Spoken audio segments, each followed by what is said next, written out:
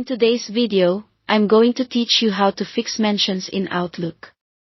If you've noticed that typing the @ symbol in a message doesn't suggest people, or the suggestions aren't appearing reliably, this walkthrough will help you get that feature working again quickly and safely. Start by opening Outlook on your computer. We'll first confirm the setting that controls mention suggestions. Go to the File menu in the top left, choose Options, and then select Mail on the left side of the window that appears. Scroll down to the Send Messages section and look for the option called Suggest Names to Mention when I use @ symbol in a message. Make sure that box is checked. This setting tells Outlook to actively surface contacts when you type @, so leaving it off will prevent suggestions from appearing.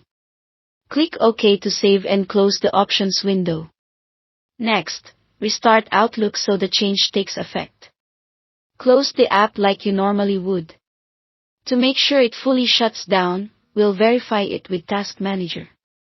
Right-click the Windows Start button, select Task Manager, and go to the Details tab. Look for Outlook.exe in the list. If you see it, select it and choose End Task. This ensures Outlook isn't lingering in the background, which can keep old settings or cache processes alive. Before you end the task, save any open drafts or attachments so nothing gets lost. Once it's closed, relaunch Outlook as you normally do. After Outlook is back up, it's a good idea to confirm you're running the latest updates. Updates often include reliability fixes for features like mentions. In Outlook, go to File, then Office Account. On the right, select Update Options, and click Update Now. Let the update process finish completely. Being on the latest 2025 build gives you the most recent fixes and improvements, and it can resolve bugs that cause the @ mention picker not to appear or to behave inconsistently.